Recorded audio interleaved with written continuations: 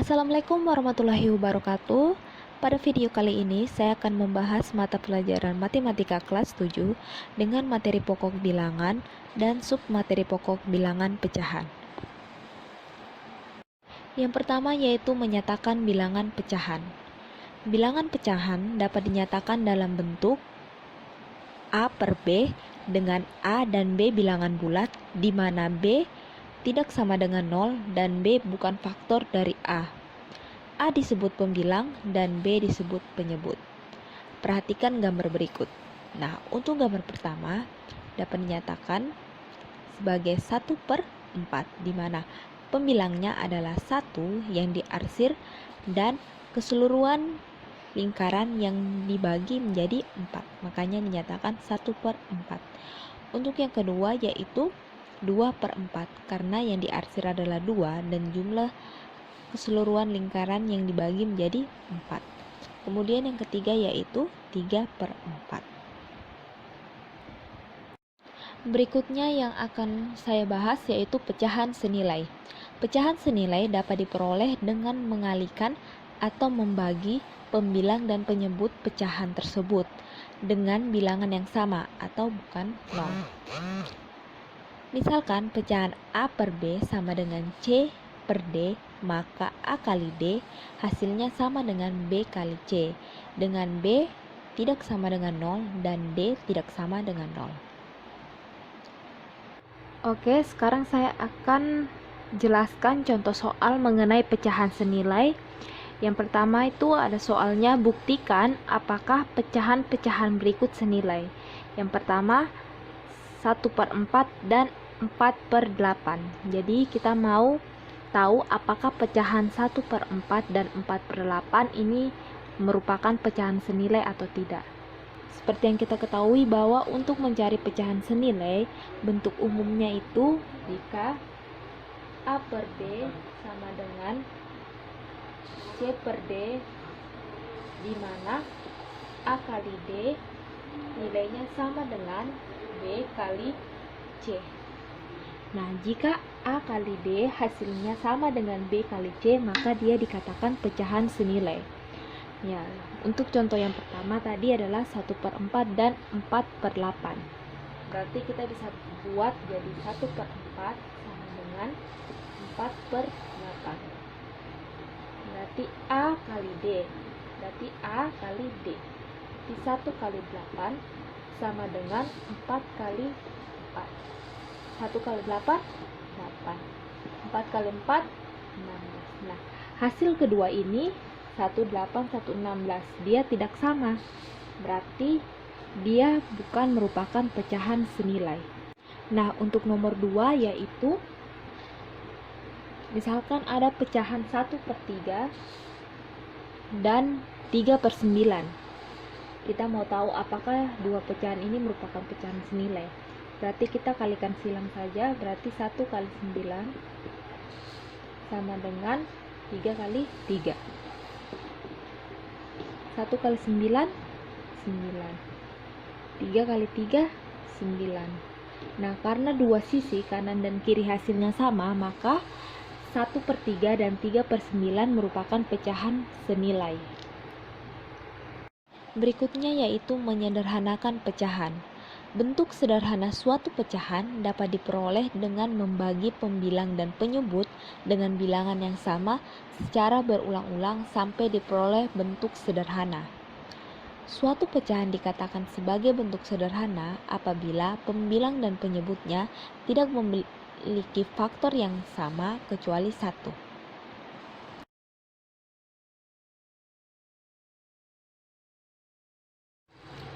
Contohnya, tentukan bentuk sederhana dari pecahan-pecahan berikut. Yang pertama yaitu 12/18. Nah, cara menyederhanakan pecahan sama dengan materi waktu kalian SD dulu, yaitu membagi suatu bilangan bulat yang bisa dibagi penyebutnya dan juga pembilangnya. Kita misalkan di sini perkalian 2, berarti kita bagi perkalian 2. Karena di atas kita bagi 2, maka di bawah juga kita harus bagi 2. Sekarang 12 bagi 2 adalah 6.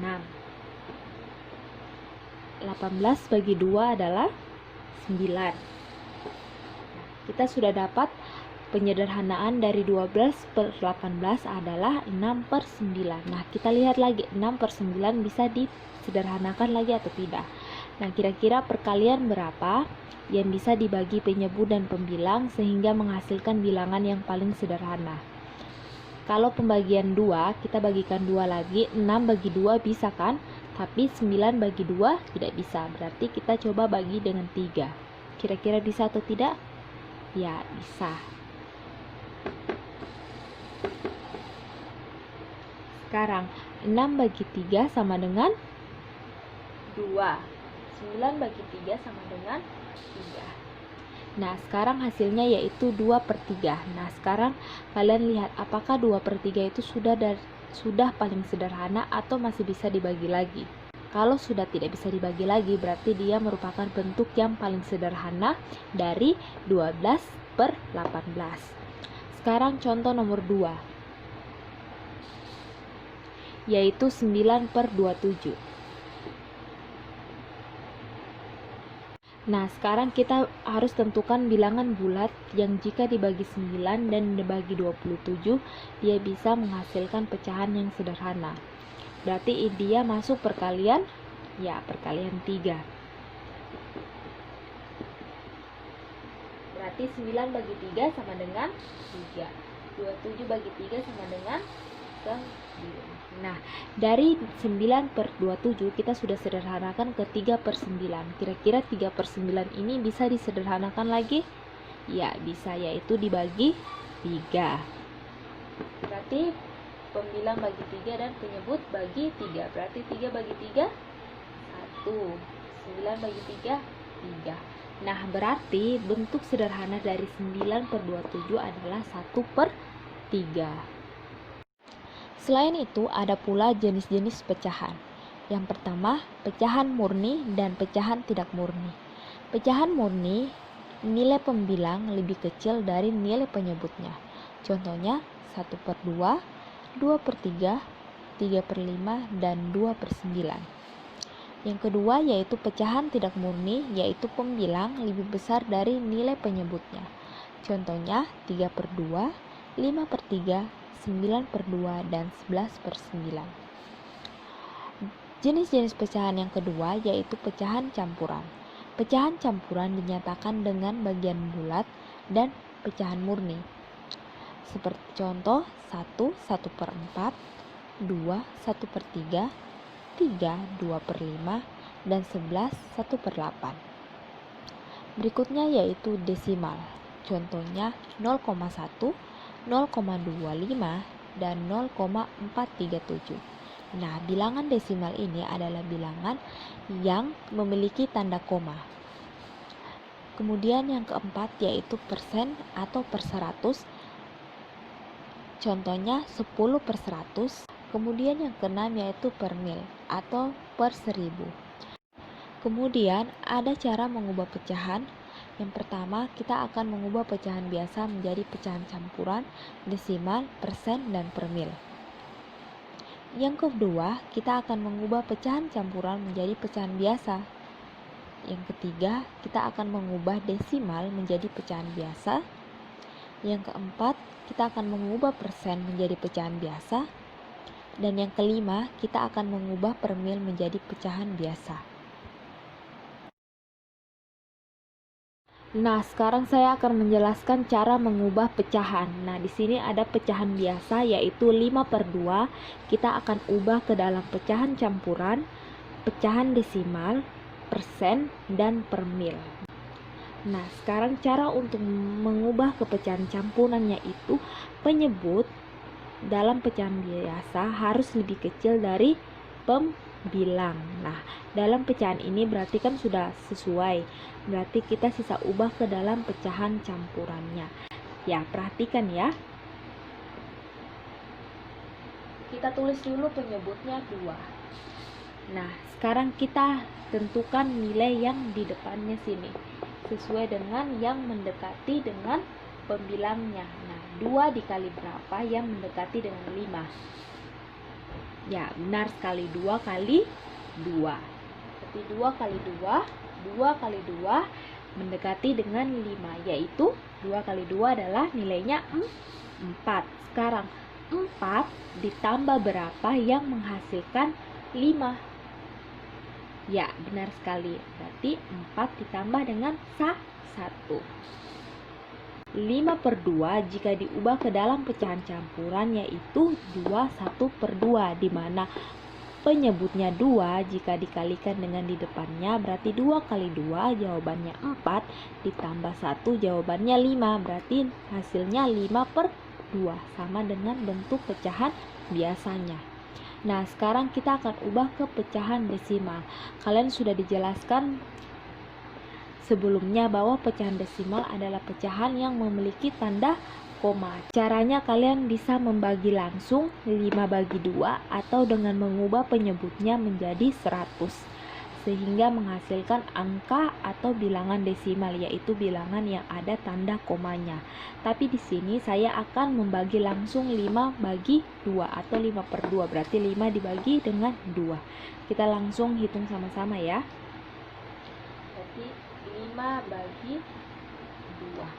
Nah, 2 dikali berapa yang mendekati 5? Nah, benar sekali, 2 dikali 2. Berarti kita tulis angka 2 di sini. Berarti 2 kali 2 jawabannya 4. Kita kurang 5 kurang 4, 1. Nah, karena hasilnya ini lebih kecil dari pembaginya 2, berarti kita tambahkan angka 0, di mana jika kita tambahkan di sini 0 berarti di sini harus koma. Berarti sekarang 2 dikali berapa yang menghasilkan 10 atau mendekati 10? Ya, 2 kali 5. Karena 5 kali 2 atau 2 kali 5 jawabannya 10. Jadi 10 kurang 10 jawabannya 0.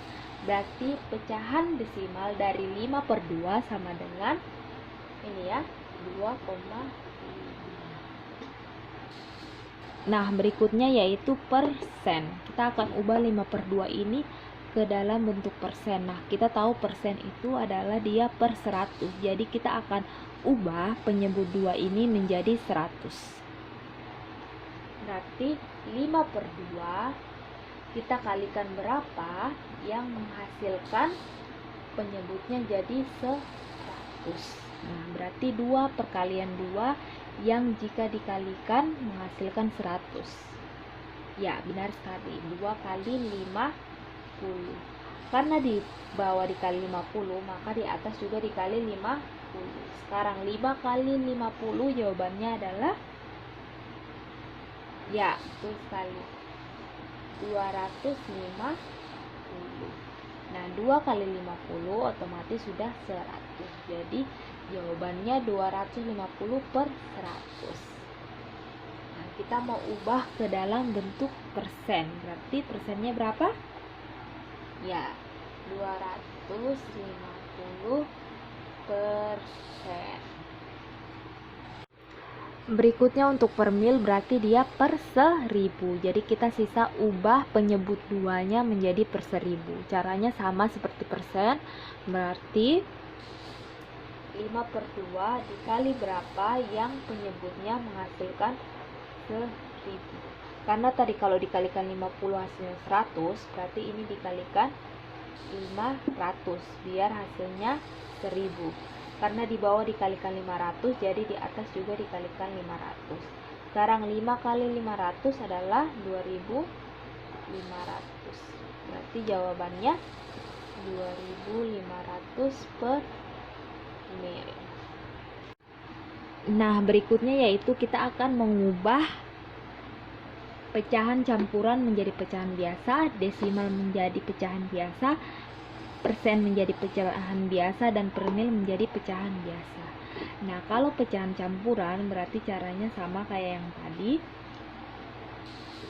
Penyebutnya kita kalikan dengan yang di depan, berarti 5 kali 2 kita tambahkan dengan pembilangnya. Berapa itu jawabannya? 5 kali 2, 10.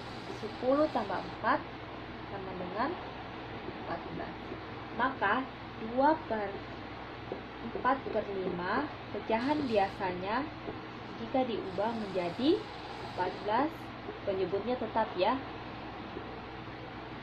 14/5. Nah, yang berikutnya yang kedua 0,23 kita akan ubah ke dalam pecahan biasa. Berarti kita harus ubah dulu. Kita lihat kita tulis dulu angkanya 23. Lihat 0 di belakang koma ada berapa? 0 di belakang koma ada 2.